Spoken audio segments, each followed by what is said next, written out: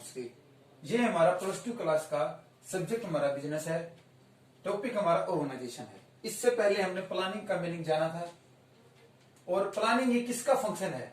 ये हमारा फंक्शन है मैनेजमेंट का। किसका फंक्शन है? ये हमारा मैनेजमेंट का।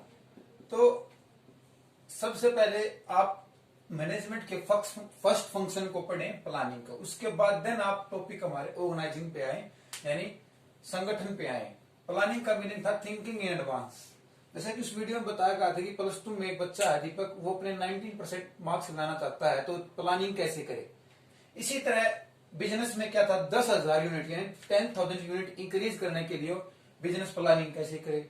ये हमारा फर्स्ट स्टेप था। अब हमने प्लानिंग तो कर ली है, अब हमने उसका ऑब्जेक्ट था जो अचीव करने के लिए हमारा सेकंड फंक्शन क्या होगा, ऑर्गेनाइजिंग, कि हम किस जगह पे रह के उसको अचीव कर सकते हैं। जैसे कि बिजनेस के लिए तो ऑर्गेनाइजेशन की जरूरत है, और दीपक के लिए किसकी जरूरत है? घर की, स्कूल की।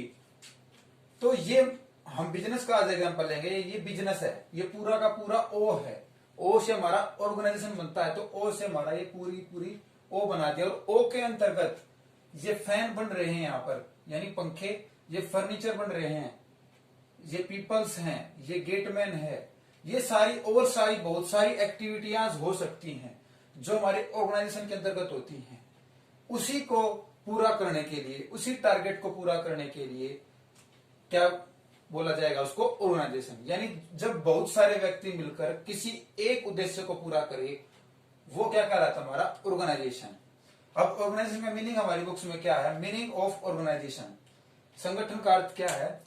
N identifiable group of people, यानी एक बड़े से समूह का पहचानना, contributing their effort towards the attainable of goals is called organisation. कि ऐसे बड़े समूह को पहचानना जिसका काम क्या है? एक विशेष उद्देश्य को प्राप्त करना मिलकर। ठीक है, हिंदी में क्या लिख रखा है? संगठन का अभिप्राय व्यक्तियों के विशेष समूह से है जो एक निश्चित उद्देश्य की पूर्ति के लिए मिलकर कार्य करते हैं।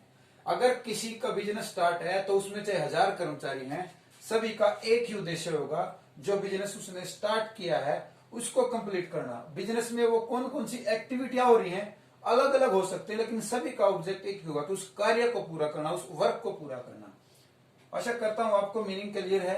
अब हम इसकी फीचर्स देख लेते हैं। सबसे पहली फीचर्स थी ऑर्गेनाइजेशन की। ये बहुत बड़ा ऑर्गेनाइजेशन था जिसमें बहुत सारा काम हो रहा है, फैन का चल रहा है बनाने का, फर्नीचर का, लोग इकट्ठा हो रहे हैं, गेटमैन है, और सारी एक्टिविटियां भी हो सकती हैं। सबसे पहला है कि डिवीजन ऑफ वर्क, कि कार्य को बांटना। देखो, फर्नीचर बनाने वाले को अलग कर देना, फैन बनाने वाले को अलग कर देना। डिवीजन ऑफ वर्क का मतलब यह है कि कार्य का विभाजन कर देना। ये नहीं कि फैन वाले को भी फर्नीचर का काम सौंप देना या फर्नीचर वाले को फैन वाले का काम सौंप देना। नहीं, ऐसा नहीं होना। एग्जाम्पल क्या है? Fan separate people, furniture separate people. कि फैन के लोगों को अलग कर देना और फर्नीचर के लोगों को अलग कर देना। कोऑर्डिनेशन, कोऑर्डिनेशन का मतलब क्या है? कि जब फैन में जितने भी व्यक्ति लगे हैं उन सभी के साथ एक दूसरे के साथ कोऑर्डिनेट होना जरूरी है। इसी तरह फर्नीचर में जितने व्यक्ति एक साथ लगे हैं उन सभी में कोऑर्डिनेट होना जरूरी है। जैसे कि अगर किसी को किसी फैन का फैन के लगा लो कि पीपल्स काम कर रहे हैं, अगर किसी ने अगर उसकी फैन की जो एक ग्रिल सी होती है वो बना दी, किसी ने उसके पंखे की फंगड़ी बना दी, ठीक है, किसी ने उसका इलेक्ट्रिसिटी का काम कर दिया, तो सभी ने मिलकर इस फैन को बनाया, ना कि एक व्यक्ति ने।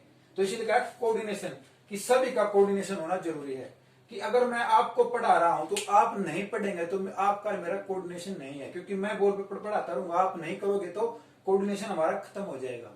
इसी अगला प्लूरिस्टिक ऑफ पीपल, यानी अनेक व्यक्ति हो सकते हैं बिजनेस में। मैंने बताया जैसे कि 1000 व्यक्तियों का बिजनेस स्टार्ट हो सकता है, तो इसमें बहुत सारे व्यक्ति होते हैं। Example, organization is 1000 people working, कि 1000 लोग पीपल इस ऑर्गेनाइजेशन में काम कर रहे हैं।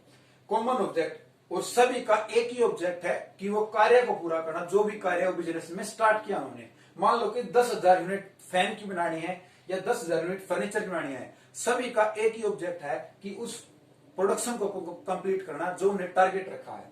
अब इसका इंपॉर्टेंस क्या है? ये हमारी फीचर्स थी। देखो, फीचर्स का मतलब होता है, अगर इस मार्कर को देखा जाए तो इसकी फीचर्स क्या है? ये क्या है? ऊपर से इसकी ब्लैक कैप है, नीचे से व्हाइट है, इस पे डिजाइन कर रखा है, और ये कार्य किसका करता है? मार्कर, और लिखता किस तरह? ब्लैक। तो ये इसकी विशेषता है। इसी तरह इस ऑर्गेनाइजेशन की क्या क्या विशेषता थी? Division of work, coordination, plurality of people, common object, ये सारी इसकी विशेषताएं हैं। इंपोर्टेंस क्या है? अब जैसे कि मैंने इस मार्कर से क्या काम किया है, ये सारा लिख दिया है। अब इसकी इंपोर्टेंस है आपके लिए। इसी तरह बिजनेस में होता है कि जो ऑर्गेनाइजेशन स्टार्ट कर दिया हमने, जिसमें सारी एक्टिविटियां हो रही हैं, अब उसका इंपोर्टेंस क्या है? सबसे पहला बेनिफिट ऑफ स्पेशलाइजेशन। अगर एक व्यक्ति पंखे को एक साल में हजारों बार बनाता है तो वो क्या है, उस काम में स्पेशलाइज हो जाएगा। अगर मैं आपको कहूं बेटा आप फर्स्ट चैप्टर मैनेजमेंट का 10 बार याद करें, तो आप कहेंगे सर नहीं, अब 11वीं बार हम नहीं करेंगे, हमको ये बार बार याद करके हम इसमें स्पेशलाइज हो चुके हैं, हम बार बार नहीं पढ़ेंगे। तो उसका होता है बेनिफिट ऑफ स्पेशलाइजेशन। अगर एक व्यक्ति को एक काम बार बार कराया जाए तो वो क्या हो जाएगा, उस काम में स्पेशलाइज। जैसे कंटिन्यूस वर्क लाइक स्टडी, आप लगातार पढ़ते रहोगे तो आप उस पढ़ाई में क्या हो जाओगे, एक्सपर्ट हो जाओगे। अगला है क्लियरिटी इन वर्किंग रिलेशनशिप, कार्य संबंधों में स्पष्टता। अगर बिजनेस के अंतर्गत किसी भी व्यक्ति को अपना कार्य ही नहीं पता होगा तो क्या उसमें रिलेशन मिलेगा? बिल्कुल भी नहीं। एक कहीं खड़ा मिलेगा, एक कहीं खड़ा मिलेगा। तो बिजनेस में ये कहता है कि सभी का कार्य क्लियर होना चाहिए कि कौन क्या करेगा और लास्ट में रिपोर्ट क्या सौंपेगा। जैसे एग्जांपल क्या है, एवरी पीपल रिपोर्ट सबमिट, कि सभी को अपनी अपनी काम की रिपोर्ट सबमिट करानी है, उसी को बोला जाता है क्लियरिटी इन वर्किंग रिलेशनशिप। अगला ऑप्टिमम यूटिलाइजेशन ऑफ रिसोर्स, संसाधनों का अनुकूलतम उपयोग। अगर मैं इस मार्कर को घर पे रख लूंगा तो इसका प्रॉपर यूटिलाइजेशन नहीं होगा, इस बोर्ड को वैसे की वैसे रख दूंगा तो इसका प्रॉपर यूटिलाइजेशन नहीं होगा। इसी तरह बिजनेस में होता है कि जो इतने सारे लोग इकट्ठा कर लिए, क्या वहां उसको लाडू खुआना है? नहीं, उनसे काम लेना है। क्या जो भी उन्होंने काम स्टार्ट किया है, फैन बनाने का, फर्नीचर बनाने का, तो ये कहा गया है कि जो इनके साथ लैंड लगी हुई है, लेबर लगी हुई है, कैपिटल लगी हुई है, मशीन, उन सभी का प्रॉपर यूटिलाइजेशन करना है। क्या कहलाएगा? Optimum utilisation of resource. जैसे example man, machine, material, labour. इसके बाद हमारा है अडॉप्टिंग टू चेंज, यानी परिवर्तन की सुविधा। हो सकता है बिजनेस में कोई चेंज लाने, समय दर समय परिवर्तन होता जा रहा है और बिजनेस में कुछ चेंज हो जाए कि स्मार्ट काम स्टार्ट हो जाए, जैसे कि मशीनों पे ज्यादा काम स्टार्ट हो जाए और वैसे कम हो जाए, उसको होता है अडॉप्शन ऑफ टू चेंज, की काम कार्य में परिवर्तन कर देना। लास्ट हमारा इफेक्टिव एडमिनिस्ट्रेटिव।